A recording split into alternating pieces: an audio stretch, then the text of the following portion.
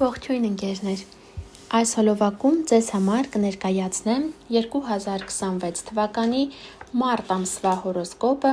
երկորյակ նշանի համար։ Սիրելի երկորյակներ, կնայենք մոլորակների դիրքավորումը այս ամսում և կնշեմ նաև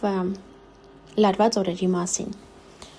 Հորոսկոպը նայում ենք միշտ առաջին հերթին ասցենդենտի նշանով, այնուհետև անցնում ենք արևի նշանին։ Ասցենդենտի նշանը շատ կարևոր է և ձեզ կտա ավելի հստակ ինֆորմացիա։ Եթե մինչև հիմա չգիտեք, թե որ նշանում է գտնվում ձեր ասցենդենտը, կարող եք մեկնաբանություններում գրել, նշելով ձեր ծննդյան տվյալները, այսինքն ծննդյան օր, ամիս, տարի, քաղաք և ծննդյան ճշգրիտ ժամ։ Ես ձեզ սիրով կպատասխանեմ, անպայման նշեք ինձ ծննդյան ճշգրիտ ժամը, խնդրում եմ մի նշեք մոտ 12-ի կողմերը, ժամը 4-ից հետո եւ այլն, քանի որ ես այդպես չեմ կարող։ Ինձ պետք է րոպեների ճշգրտությամբ ծննդյան ժամ եւ ձեզ սիրով կպատասխանեմ։ Եթե ձեզ հետաքրքրում է ձեր ծննդյան քարտեզը, կարող եք ինձ Instagram-յան էջում գրել, նշելով կրկին ծննդյան ճշգրիտ ժամը անպայման, սիրով ձեզ կկառուցեմ screenshot տարբերակով կուղարկեմ, որպեսզի կարողանաք տեսնել, հասկանալ, թե որ ձեր ծննդյան պահին մոլորակները ինչ դիրքավորում են ունեցել։ Եվ ես իմ հորոսկոպի ընթացքում միշտ աստիճանները նշում եմ, կկարողանաք հասկանալ տվյալ դիրքավորումը տվյալ ամսվա ձեզ վերակազդի, թե ոչ։ Այժմ անցնենք մոլորակների դիրքավորմանը, արևը մինչև ամսի 20-ը կգտնվի ձուկ նշանում, իսկ դա սիրելի երկորյակներ ձեր 10-րդ տունն է, այսինքն լավ ժամանակահատված է զբաղվելու ձեր կարիերայով, աշխատանքով, բիզնեսով։ Եթե ինչ-որ գործողություններ պետք է կատարեք, դրա համար բարենպաստ ժամանակահատված է։ Ամսի 20-ից հետո արևը կանցնի խոյ նշան ձեր 11-րդ տուն, իսկ 11-րդ տունը դա այն ամենն է, ինչը կապված է մեր գաղափարակիցների հետ, օնլայն հարթակի հետ,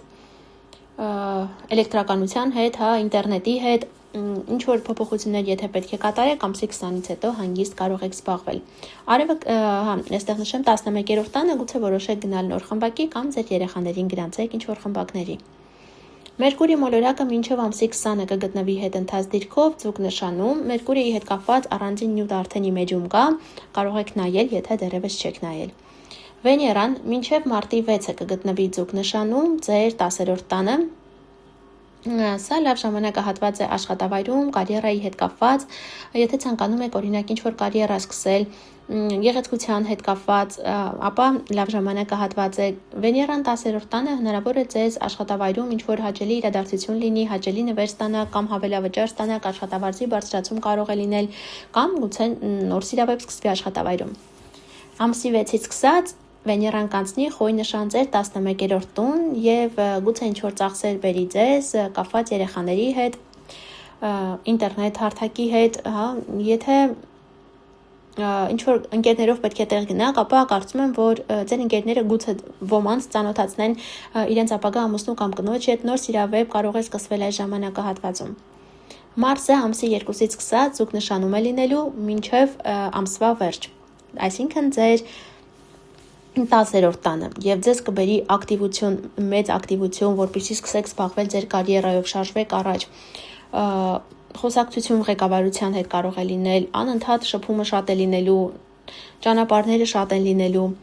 Միակ այստեղ բացասական պահը ինչ կլինի Մարսի հետ կապված, որ հնարավոր է բերի տարաձայնություն կամ ղեկավարության հետ կամ աշխատավայրում կարիերայի հետ կապված, այնպես որ զգույշ եղեք։ Որպեսզի Մարս մոլորակի էներգիան առհասարակ մի քիչ այսպես հանգստացնենք, լավ կլինի, որ զբաղվեք սպորտով։ Յուպիտեր մոլորակը շարունակում է գտնվել ներողություն, արդեն կդառնա ուղընթաց մարտի 15-ից սկսած, խեցգետի նշանի 15 աստիճանում, Յուպիտերը գտնվում է սիրելի երկորյակներ ձեր երկրորդ տանը։ Եվ կարծում եմ, որ անցած տարվա, այսինքն 2025 թվականի հունիսից սկսած մինչև այս 2026 թվականի հունիսի վերջը շատ երկորյակների ֆինանսական դաշտը փոխվելու է եւ ոմանց արդեն փոխվել է, ավելի ընդարձակվել է։ Հիմա քանի որ արդեն 4 ամիսեր ինչ Յուպիտերը հետընթաց էր, ինչ պատճառներով գուցե մի փոքր դադարել էր ֆինանսներ ստանալը կամ ավելի քչացել էր, արդեն ամսի 15-ից սկսած Յուպիտերը թափ կհավաքի եւ արդեն կսկսի պատրաստ կլինի մեծացնելու ձեր ֆինանսական դաշտը, գուցե աշխատավարձը բարձրացնելու եւ այլն։ Սատուրն մոլորակը խոյ նշանում է գտնվում, շարունակում է գտնվել 1-ից 5 աստիճանում, Սատուրնը խոյ նշանում, այսինքն դա ձեր 11-րդ տանն է։ Ինչ պատճառներով գուցե ավելի սառեն հարաբերությունները ձեր գաղափարակիցների հետ, կամ ուղղակի ավելի քիչ եթե օրինակ on-line հարթակում ինչ-որ գործունեություն եք ծավալում, գուցե արդեն որոշեք, գուցե չանեք այդ գործունեությունը կամ ուղղակի ավելի քիչ անեք։ Սև լուսինը, սիրելի երկորյակներ, աղեղնավոր նշանում է ձեր դիմացի տանը, 7-րդ տանը։ Այս ամսում շարժվում է 8-ից 11 աստիճան։ Սև լուսինը հաճախ երբ գտնվում է 7-րդ տանը, հնարավոր է օրինակ իմանաք ամուսնու կամ կնոջ դավաճանության մասին, անընդհատ հրահրումները շատ լինեն, տարաձայնությունները շատ լինեն, բայց բոլորից շատ այն երկորյակները պետք է զգուշանան այս ամսում սև լուսնի բացասական ազդեցությունից, ովքեր ասցենդենտով երկորյակ են, ասցենդենտը գտնվում է 8-ից 11 աստիճանում կամ ովքեր ծնվել են, հիմա նշեմ, մայիսի 30-ից մինչև հունիսի 3 ընկած ժամանակահատվածում։ Եթե այս օրերին է ձեր ծնունդը, սիրելի ընկերներ, ապա մի տրվեք սև լուսնի գայթակղություններին, հրահրումներին։ Լիալուսին ենք ունենալու ամսի 3-ին, այսօրը լինելու է լուսնի խավարում, կույս նշանի 12 աստիճանում, իսկ դա ձեր սիրելի ընկերներ, ձեր 4-րդ տունն է։ Լիալուսինը դա վերջնական որոշում է, վերջնական կետ է, հստակ որոշում է։ 4-րդ տունն էլ դա մեր բնակության վայրն է, ընտանիքն է, ընտանիքի անդամներն են, ընտանեկան ավանդույթներն են, ինչպես նաև անշարժույթի եւ շինարարության հետ կապված հարցերն են։ Այսինքն այս խավարման ազդեցության ներքո հնարավոր է շատերը որոշեն նոր ինչ-որ անշարժույթ գնել կամ եղածը վաճառել, նոր ընտանիքի անդամ գուցե ունենան կամ ընդհակառակը ընտանիքի կազմում փոփոխություն լինի, օրինակ ձեր երեխան ամուսնանա, գնա առանձին ապրելու եւ այլն։ Այս խավարումը ոչ միայն ամսի 3-ին է ազդելու, այլ գուցե արդեն շատերը զգացել են 3 ամիս առաջ կամ 3 ամիս հետո դեռևս կզգացվի։ Բոլորից շատ այն երկորյակներն են զգալու այս խավարումը, ովքեր ասցենդենտով երկորյակ են, ասցենդենտը գտնվում է երկորյակի 12 աստիճանում կամ ովքեր ծնվել են հունիսի 3-ին, 4-ին, 5-ին։ Այս օրերի ծնվածները եւս բոլորից շատ այս խավարման ազդեցությունը իրենց կյանքում զգալու են։ Կամ եթե ունեք ինչ-որ մոլորակներ, որոնք գտնվում են երկորյակ, կույս կամ աղեղնավոր ձկներ նշանների 12 աստիճանում, ապա ձեզ վրա եւս այս խավարումը իր ազդեցությունը կունենա։ Այստեղ լարված օրերի մասին խոսեմ, ամսվա սկիզբը լարված է լինելու, Ուրան եւ Մարսը շարունակում են կազմել 90 աստիճանի անկյուն, վտանգավոր ժամանակահատված է, պայթյունավտանգ, բնական աղետներ կարող են լինել, սուր կտրող ծակող գործիքների հետ աշխատելիս եղեք շատ զգույշ, գազի հետ կապված, մեքենաների, ավիացիայի եւ այլն։ Փորձեք մինչև ամսի 4-ը մարտի, այդպես հանգիստ, անցնել ինչ-որ նոր գործողություններ, ակտիվ կյանք չվարել։ Եվ լարված օր կլինի մարտի 13-ը, պլյուս մինուս 3 օր իր ազդեցությունը կունենա, սերի երկվորյակներ, սա ձեզ վերակազդի, Մարսը եւ Սև լուսինը 90 աստիճանի անկյուն են կազմելու 8 աստիճանում։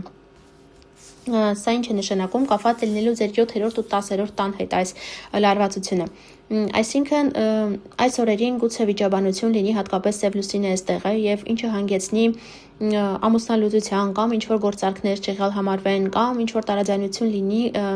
հաճախորդների հետ, այնպես որ զգույշ եղեք, հատկապես նրանք, ովքեր ասցենդենտով երկորյակ են, ասցենդենտը գտնվում է 8 աստիճանում կամ ովքեր ծնվել են ամսի 30-ից 1 ընկած ժամանակահատվածում, այսինքն մայիսի 30-ից մինչև հունիսի 1 ընկած ժամանակահատվածում։ Այս օրերի ծնվածները բոլորից շատ պետք է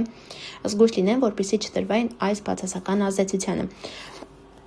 Այսքանը, սիրելի երկվորյակներ, կապված մարտ ամսվա հետ, բաժանորդագրվեք, որ բաց չթողնեք գալիք ամիսների կանխատեսումները։ Շուտով կհանդիպենք, ցտեսություն։